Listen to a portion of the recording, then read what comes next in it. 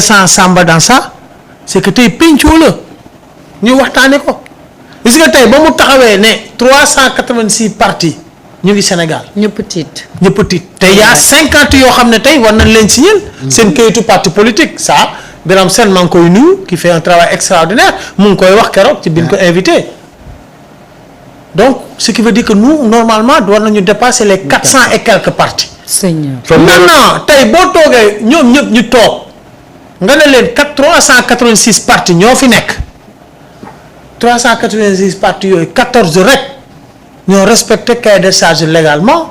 Le président a informé l'opinion nationale mais aussi a permis à l'opinion nationale aujourd'hui de faire la rationalisation sans tambour ni trompette.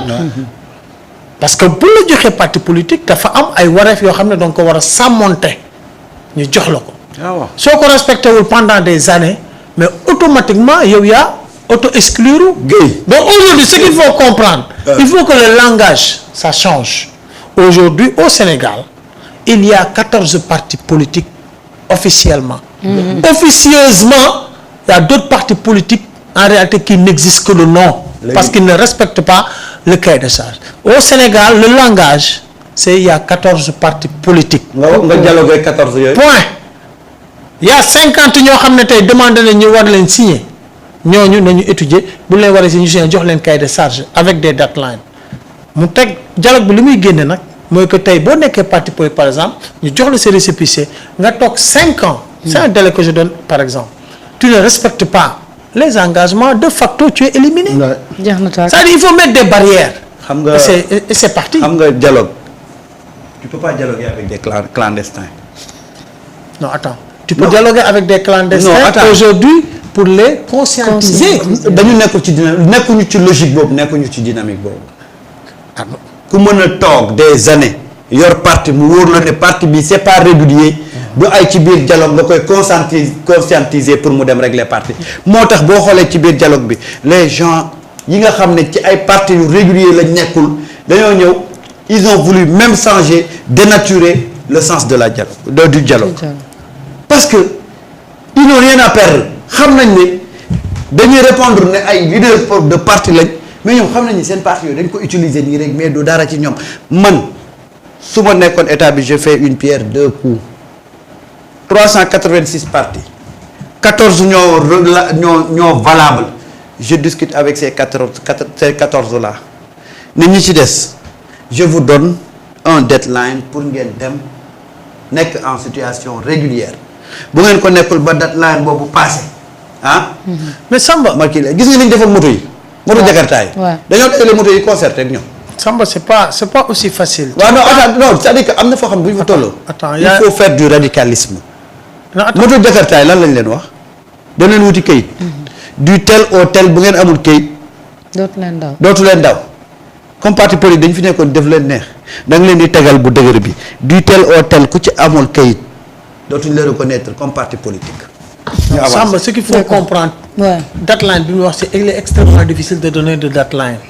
Pourquoi parce que ci dafa am ñaari points yoo xam ne tey parti politique bu lay jox sa cahier de charge la koy wax muy assemblée yi annuelle. nga def sa assemblée annuelle. nga déposer sa bilan. Tout le monde sait que c'est des choses bilan par exemple c'est en fin d'année. Aujourd'hui tu peux pas le faire. Tu peux pas donner de deadline à ces partis politiques qui n'ont jamais respecté pendant des années am na parti politique yoo xam def nañ 30 ans. 20 ans ils sont jamais partis à des élections. Ils n'ont jamais tenu d'assemblée générale. Le parti même le récépissé ñoom ñoo koy deetal seen bopp si seen sac bu ñuy doxantoo. di ko monnaie et cetera parti télécentre. yoo xam ne jabar ji doom di la woon. léegi di ko mën a conscientiser. wax bi. tu sais yow tu m'as pas compris. Aujourd'hui quand tu fais un dialogue national ci contexte bu ñu nekk il faut que ñëpp ñu ñëw teew. wax naa la ko président mënoon na jël ay décisions jaarale ko ci canevas yi mu koy jaarale juridiquement et puis appliqué mais boobaa du baax du safe parce que li ngay wax noonu radicalisme et souvent radicalisme balaa ñu koy comprendre et c'est source aussi de discussion de débat d'incompréhension et cetera mais quand tu appuies tout le monde ci penc mi ñëpp toog ce point là dafa frapper ñëpp quand il a exposé que y a 386 partis politiques 14 rek ñoo nekk en règle. Aujourd'hui la rationalisation entre guillemets elle est automatique.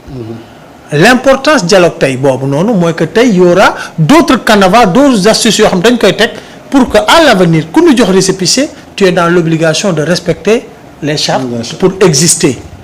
C'est aussi simple que cela foofu laa waxee mais boo ñëwoon rek convoquer les 14 partis. dañ naan da nga leen génn. non ñeneen ñi sax du ñu comprendre. et le débat wax ji day bari. day nekk cacophonie kenn du ci génn et cetera et cetera. mais par contre su ñëpp toogee ñu ne leen lii moo fi ne ku nekk. si sa aqulaay taala xam nga ne yow fii nga far fële nga far. c'est simple. mais et le débat est réglé. mais un dialogue avec 14 partis y a pas plus crédible que ça des partis légalement constitués. waaw léegi Sénégal bi nga nekk nag Samba. nga bëgg ko nga bañ ko. fii da ngay gis soleil bi nii. waaw. est-ce que nga ne lii du soleil bi lune la. waaw. fii tout est débat. waaw il faut pas donner cette occasion là à ñi nga xam ne tey jii tey parti boo ci invité wul parce que ministre de l'intérieur dañu yor la liste des partis sa keroog Birane Sène mu ngi koy wax directeur DG ne am na parti yoo xam ne tey pour jox leen sax seen invitation adresse ba ñu joxewoon baaxatul xamatul nan la ñuy def ba jox leen invitation. aujourd'hui lii nga xam ne moom la ñu def dialogue boobu mooy la solution concernant la rationalisation des partis politiques ça a été réglé devant tout le monde au su et au vu de tout le monde même ñi nga xam ne muy population bi à travers les médias xam nañ ne Sénégal 14 partis ñoo fi am dégg nga wax bi yeneen yi duñu ay partis parce que respecté ñu chargé bi jeex na ñoom ñu toog ñu wax leen ko ñu dégg ko dañ koy consommer te suba kenn du taxaw ne non dañ ma say ceppi dañ ma ni quels sont les lan moo tax nangam mais leer na. d'accord foofu la rek. foofu la rek mais soo jëloon 14 partis rek nga ñëw débattre ak ñoom. day indi beneen coow. day indi beneen coow du sax. fii boo defee ñu coow foo deful ñu coow defal li baax nga dem. mais li baax la ñu def. xoolal dajaloo nañ terewul ñuy coow. On a convié tout le monde. Il y a des gens qui ont boycotté. Il y a des gens qui ont essayé d'organiser un contre-dialogue. waaw xam nga la la dëkk. un contre-dialogue où. waaw dama lay wax rek. gis nga nit buñ la yónnee te yàkkamti la. dafa am ay raccourcis dafa am ay détails yoo xam ne mun na jóg gis nga.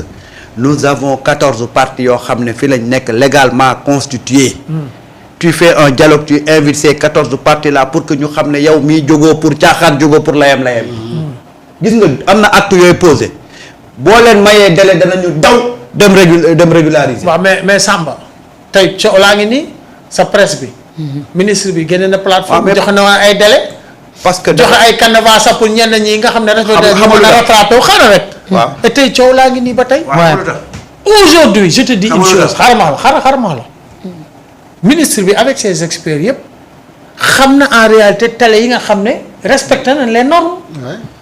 tey bu ñëwoon rek ne ñooñu laay liggéeyal man dañ maa fal damay et cetera ñooñu laay liggéeyal problème am mais par contre su tijjee plateforme mooy dialogue bi plateforme la nit ñi di inscrire respecter les critères ba ñu génn li nga xam ne yaakaar nañ ne ñii ñoo nekk dans les normes tout en sachant que ça peut être perfectible foofu laay waxee l'objectif du dialogue il faut nga xam quintessence bi. mooy que tey du na kenn ñun ñoo la fi jëlee. dañuy teg ñëpp ci penc mi. ñu waxandoo génn information ñu xam ne sur ces 386 partis 14 ñoo ci légal. ñoo ci normal. mais ay la d'accord bal ba tàkk yaa ngi fi maa ngi fi. d'accord on va revenir à la case de départ. c'est possible. d'accord bu ko defee ils vont faillir à leur mission. parce que tey les critères d'obtention cahier de charge bi ne permet même pas de donner des délais. parce que dama ne la y a des choses c'est annuel. Donc quand tu le fais pas pendant une certaine période en réalité tu n'existes pas. tu n'existes que de nom. mën nañu jàpp mais officiellement il y a 14 ñoo am au Sénégal. d'accord et officieusement il y a 50 partis yoo xam war nañ leen signaler seen i kayit 50 yooyu bu leen signaler dina am clause boo xam ne moo fi nekk. soo toogee 5 ans tu n'as pas respecté le cahier de charge mais automatiquement tu disparais. parce que man émission bi fi mujjee defal kooku si ñi nga xamante ni si dernière partie yi ñu créé la bokk bi mu ne ma 400 partis politiques moo nekk au Sénégal dama tiit. mais moo fi ne. mais ça veut dire donc que moom bi ñu ko joxee bi mu defee gars yi recevoir ko jox ko décharge wax nañ ko yaay 400 nangamième parti bi ñu war a créer. après il m'a donné l'information ma ne waaw mais sa waay 400 partis politiques. mais loolu laa numéro Sénégal 400 partis yooyu yàgg nañ fi. man de Guèye. je suis parfaitement d'accord ak sa kii mais man ma ñëw war a defar paysage politique bi.